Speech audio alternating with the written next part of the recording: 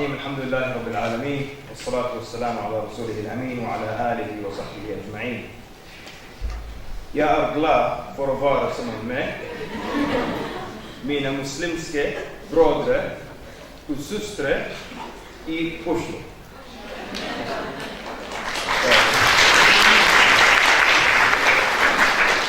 I love your language, it's very nice. And I like your accent in English also. There's always a rhythm at the end of it. If I was Norwegian, I would say, my name is Kamal, Mekki. I like that, I enjoy it, very nice. Excellent. Fantastic. I love youth conferences. This is what I live for. I love coming to youth conferences. I love dealing with youth. And, I teach adults and youth. Now, don't say this to the adults. Let's keep this between us, yeah? I enjoy teaching youth more, and I enjoy teaching children more. You know why? Because they're more intelligent. I know you think it's the opposite, but it's not. They're more intelligent, and their questions are smart, and they're like a clean slate, yeah? There's no baggage from back home, there's no culture, Uncles always want to ask you about weird things, things that are folded in papers and you kiss it and put in your pocket. Youth don't know stuff like that. It's always fun to teach youth. I want to quote a wise man that was once addressing youth, and he said to them, you know what your biggest problem is? He said, your biggest problem are the adults, grown-ups, because they tell you you can't do things. They tell you and they teach you that you're not capable, that you're not able to do things, and you start to believe that. So I want to talk a little bit about that, because realistically you have fantastic potential, especially in the day and age that we live in today. You have the potential to change the country. You have the potential to change the world. You can do that, and there's nothing to stop you, except for those grown-ups. Yeah? Except for the grown-ups. I always give the example of how when the Battle of Badr and the army for Badr was assembled, after Nabi Sallallahu Alaihi Wasallam advanced a little bit, then he stopped and he started to inspect the troops. And he started to take out all the young men that were in the army. So 13-year-olds, 12-year-olds, 14-year-olds, he would take them all out of the army. So we always hear this narration, we read it, and okay, that's nice. But if you think carefully, why were 12-year-olds in the army? Why was a 13-year-old young man in the army? Because they felt they were capable. Which means society dealt with them in a way where they felt capable, that they could do things, that they were men, that they were young men. And that's why, by the way, in Islam, we don't have this thing as like kids and all these other terms. Like you are all young men and women. So you don't if you're in Islamic school, never call your students, hey kid, young man, young woman, always, because that's what they are. They're young men and they're young women, and they're very, very capable. But what makes them not capable is when adults tell them you can't do things, and you're not able to do things, and it's dangerous for you, and you can't do it yet, and be careful all the time. So Usama ibn Zayd, when the Prophet ﷺ sent him at the head of an army, he was 17 or 18 years old. And there were supposed to be in this army, Abu Bakr and Umar in this army as soldiers, but later on they stayed back. But you see that a 17-year-old was put in charge of an army with grown-ups, with adults, because he was considered an adult. But today, what do? Everyone with me? Today, we keep telling you your children until you magically reach the age of 18 or 21 or whatever magical number. So in your mind, you become a child. So I want to talk to you a little bit about something called learned helplessness. So that's when you teach yourself or others teach you to become helpless, even though you have the ability. And the best example is with circus elephants, all right? So with circus elephants, if you see in the old days, the way they would contain the elephant is they would tie its leg with a rope, and they would beat this rope with a peg, like a big nail, into the ground. And the elephant stays put. He doesn't break free, he doesn't escape, he doesn't try to escape. Even though he's able to very easily. He could just continue walking and the rope would break. He's that strong as an adult. But why doesn't he try to escape? Because when the elephant was a baby, they tied it with the same rope and hit the same peg into the ground. And the elephant tried to escape and it couldn't escape. So when it grew up, it can tear down the whole circus tent with one leg, but it doesn't try to escape. You know why? Because it learned to become helpless. And so one of the psychologists, he dubbed this term, learned helplessness. When you learn to become helpless and you can't move forward. People can do that to you. You can do it to yourselves. I'll give you examples. I'm not good with names. What is that? It's learned helplessness. You're telling yourself, I am not good with names. I'm a failure when it comes to names. So you're never going to be good with names. You know what? A name is just one word. You speak languages that are composed of thousands of words. And you memorize thousands of words and phrases. You can't remember one name? You can. But you told yourself you can't.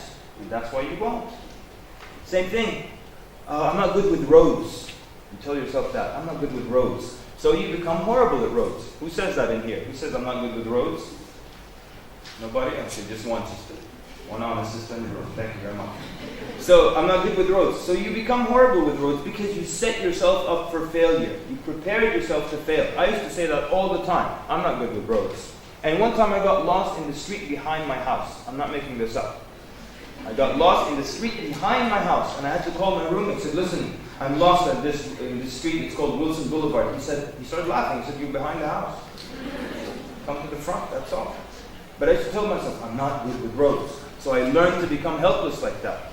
Another example, I'm not good with math. I'm not good with math. Who says that? Oh, now everybody's not good. Okay, excellent. So you tell yourself, I'm not good with math, you won't be good with math because you prepared yourself to be a failure when it comes to mathematics. And some people, even when they're able to do something, they still can't see that they're able.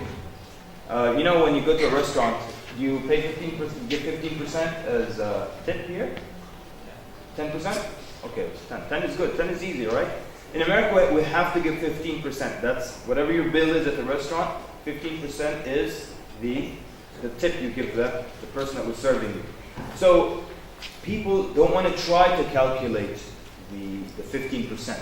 Or they immediately pull out their iPod, pad, phone, whatever, they just try to calculate it. But it's so easy to do it. But some people, even after you teach them how to do it, they still can't do it. Why? Because they taught themselves, I'm not good with math.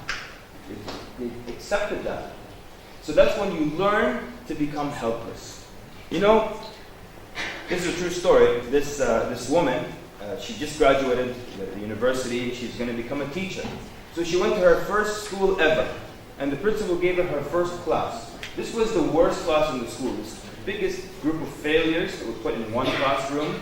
And they didn't do their homework. They never listened in class. They never came to class. So every teacher didn't want to deal with that classroom. So they said she's a new teacher. She doesn't know that. They gave her the worst class. On the first day of school, the teacher gives her the names of the students, and next to each name is a 3-digit number. So she goes and starts to teach this class. In about a few months, 2-3 months, all these students are getting A's and B's, and they're doing their homework, and they're writing poetry and essays, and they're doing fantastic work. So the principal called the teacher into the classroom, into his office. He wants to find her secret. He said, I gave you the worst class. For years, they just barely passed, and no teacher wants to deal with them. How did you get them to become A students? She said, well, I just treated them based on their IQ levels. He said, how did you know the IQ levels?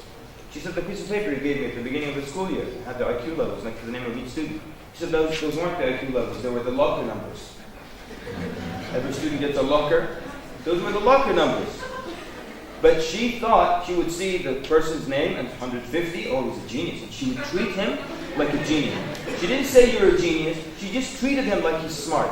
135, she treated him like he's smart. 120, she treated her like she was smart. And they lived up to the expectations. You tell someone you're smart, you're brilliant, you can do it, they can do it. You tell them you can't do it. It's difficult, it's a problem. They'll fail. Inevitably, they'll fail. So don't allow anyone to tell you you can't do something. Don't allow people to take away from your motivation. You know, a wise man once told me, he says, if you have a great idea and a great project, just keep it to yourself. Just share it with a few people. Just keep it to yourself. Why? Because every time you tell someone, oh, it won't work. Oh, it's too difficult. And they just try to find some way to make it impossible. And what happens? It decreases from your morale, your motivation. So don't allow people to tell you you can't do something. Don't tell yourself that you can't do something. Always tell yourself you can do it. Always. You know, my younger brother, there's one thing I liked very much about him when we were growing up many years ago when we were young. And if he ever saw anything on television, he always felt that he could do it. A guy would like flip 500 times and go underwater and come out with a fish in his mouth or whatever. My brother would just look at me and say, that's easy, I can do it. You see someone jump out of an airplane and stuff and land and somersault, he'll look at me and say, that's easy, I can do that. And I love that about him. And I used to say the same thing, I'm not going to lie to you. would see something, yeah, I can do that. Why? Because the one in front of me is a human being. Okay? So if I'm watching some alien on TV doing something, like, I can't do that. Okay? There's an alien, he's got a different body type, and everything's different. So he can do it, but I can't. But if a human being can do it, why can't you do it? They just put themselves through a certain regimen, and they trained, and they're able to do it in the end. That's it. They drink water like you. They have to breathe like you do. They eat food like you do. So if they can do it, why can't you? Who is this person that's telling you you can't? Who's that person? So you can. If you make something seem easy, it becomes easy. If you make something seem difficult, it becomes difficult. If someone has a problem and you tell them this is a horrible, big problem, I don't know how we're going to solve it, it becomes big in their mind. If you make it a simple problem, a simple issue, it becomes simple in their mind and they find a way through it. I'll give you an example, and we all know this. When a child falls, let's say they had a hard fall, quite hard. What's the first thing they do? Before they cry, what do?